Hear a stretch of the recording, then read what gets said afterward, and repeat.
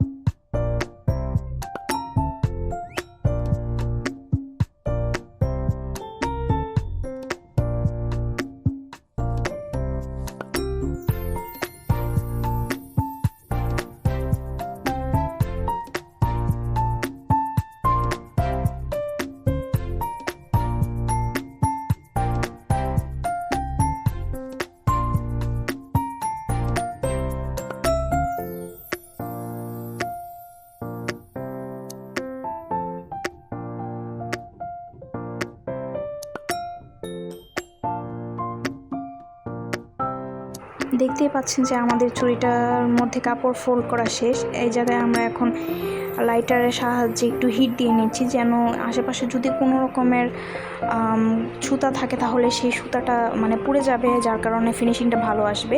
এই কাজটা কিন্তু আপনারা অবশ্যই শুধুমাত্র কাপড় দিয়ে যখন চুড়ি বানাবেন তখন করবেন, এছাড়া করবেন না। এখন আপনারা দ্বিতীয় ধাপে দেখতে পাচ্ছেন যে আমরা এই জায়গায় গ্লুয়ের সাহায্যে জরি লেস বা জরি সুতা যেটাই বলেন না কেন সেটা লাগিয়ে নিচ্ছি।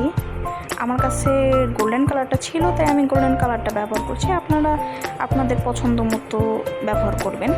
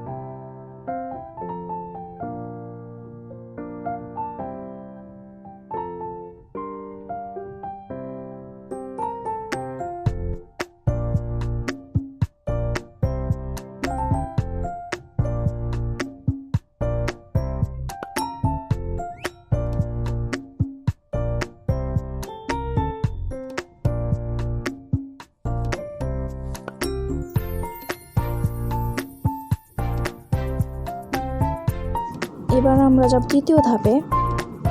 তৃতীয় ধাপে আমি এই জায়গায় গ্লুয়ের সাহায্যে কালো রঙের চুমকি ব্যবহার করছি, কারণ যেহেতু আমার চুড়িটা কালো থিমের মধ্যে, তাই আমি চেয়েছিলাম যেন অন্য কালার ইউজ না করে আমি কালোটাই ব্যবহার করি। আপনারা আপনাদের পছন্দ মতো যেটা ভালো লাগে সেটা ব্যবহার করতে পারেন।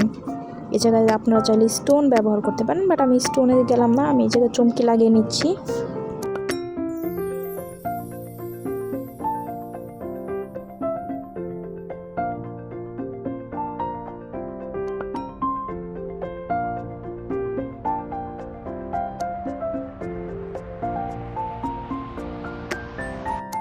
এটা হচ্ছে আমাদের চুড়ি বানানোর চতুর্থ ধাপ।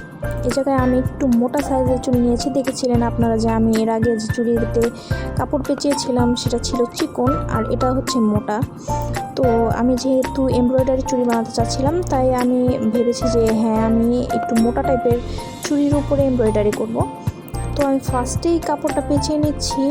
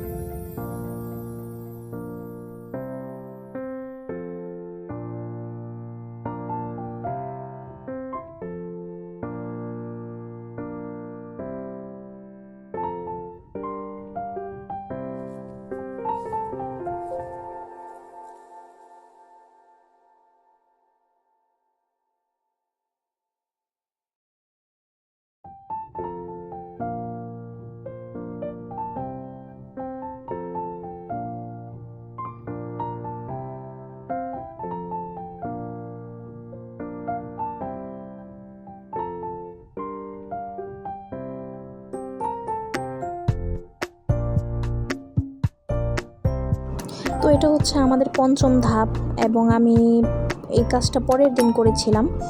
একটা কাপড়ের উপরে আমি স্কেলের সাহায্যে মাপ নিয়ে নিয়েছিলাম আমার চুড়ির। আমি যে মোটা চুড়িটা দেখিয়েছি সেই মোটা চুড়ির মাপ অনুযায়ী, মানে লম্বা এবং সাইডের মাপ অনুযায়ী আমি এই জায়গায় স্কেলের সাহায্যে এই জায়গায় দাগ দিয়েছি এবং সেটার উপর ডিজাইন করে এমব্রয়ডারি করেছি। দেখতেই পাচ্ছেন আমি থিমটা রেখেছি কালো এবং কালোর মধ্যে লাল এবং সাদা ফুলের।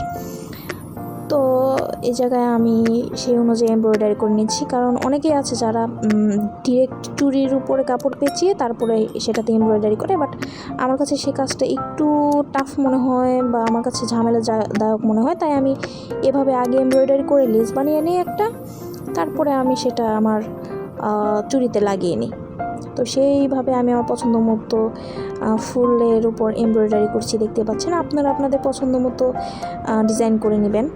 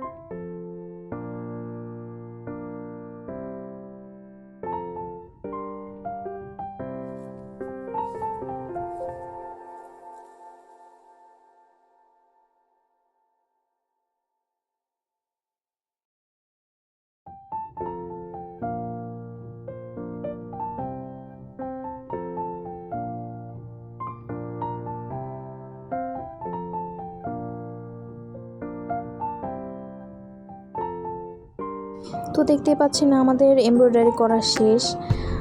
আর আমি যে দাগ দিয়েছিলাম, মানে মাপ নিয়েছিলাম, চুড়ির মাপ অনুযায়ী যে দাগ দিয়েছিলাম, সেই জায়গাটুকু আমি কেচির সাহায্যে সুন্দর করে কেটে নিচ্ছি।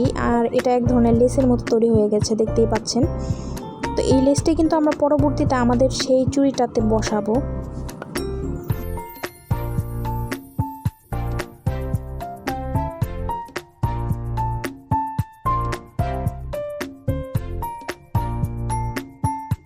এটা হচ্ছে আমাদের চুড়ি বানানোর একদম শেষ ধাপ। আমরা যে এমব্রয়ডারি করে লেসটা বানিয়েছিলাম কাপড়ের, সেই লেসটার একটা সাইড আমি আগে ফোল্ড করে নিলাম।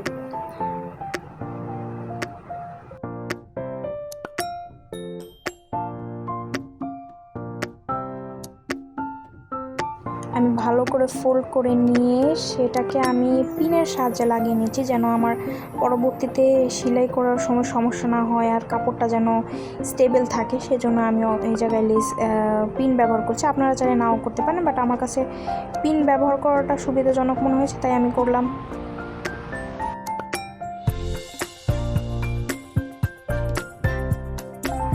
এখন আমরা এই কাপড়ের লেসটাকে আমরা সুই সুতার সাহায্যে সিলিয়ে নিব সাইড দিয়ে, যেন জিনিসটা দেখতে খুবই সুন্দর লাগে। আমরা চাইলে এই জায়গায় গ্লুয়ের সাহায্যে লাগাতে পারতাম, বাট গ্লুয়ের সাহায্যে লাগালে আমি দেখলাম যে B1000 গ্লুটা ইউজ করলে কালো কাপড়ের উপর একটু দাগ পড়ে যায়। তাই আমি আর কোনো রিস্ক না নিয়ে আমি এই জায়গায় সেলাই করে দিলাম। আমার মনে হলো যে সেলাই করে লাগালে বেশি সুন্দর লাগে দেখতে হয়তো, এই জন্যই আমি ভাবলাম যে না, আমি সেলাই করে দিই। তো আমি এই জায়গায় কালো সুইয়ার সুতা নিয়েছি।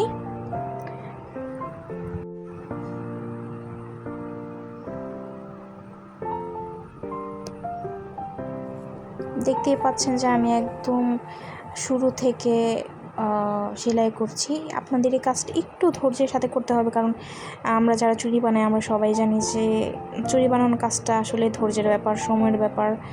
তো এই জিনিসটা আরেকটু বেশি ধৈর্যের ব্যাপার, কারণ এই জায়গায় অনেকটা সময় লাগে। প্লাস যারা সুই সুতার কাজ করেন, এমব্রয়ডারি করেন, তারা জানেন যে আমাদের কত সমস্যার সম্মুখীন হতে হয়। আমাদের সুতা প্যাচ লেগে যায়, জট লেগে যায়, অনেক রকমের সমস্যা হয়। তো আমারও এই জায়গায় অনেকটাই সেরকম সমস্যা হচ্ছিলো, সুতা বারবার মানে দলা পেকে যাচ্ছিলো, প্যাচ লেগে যাচ্ছিলো। তো আমি অনেকটা সময় নিয়ে ধৈর্য ধরে আস্তে আস্তে করেছি। ধৈর্য হারা হওয়া যাবে না কাজের ক্ষেত্রে, অবশ্যই ঠান্ডা মাথায় কাজটা করতে হবে। আমিও সময় নিয়ে কাজ করেছি। পুরোটাকে আমি এভাবে আস্তে আস্তে করে সেলাই করে নেব সাইড দিয়ে, দুই সাইড দিয়ে আমরা সেলাই করব। আমি প্রথমে একটা সাইড সেলাই করে নিচ্ছি, এর পরবর্তীতে আরেকটা সাইডও সেলাই করে নেব।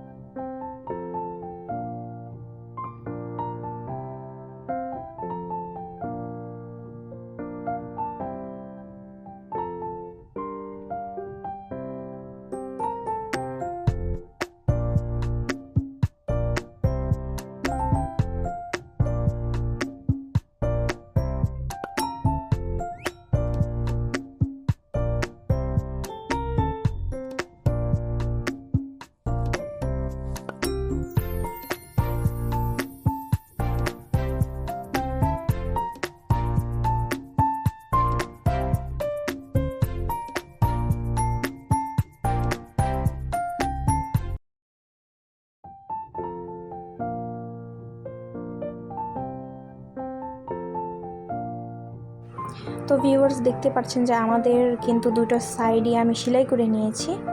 এই জায়গায় আমি সেলাইটাকে একদম লক করে দেব, ভালো মতন যেন এটা ছুটে না যায়।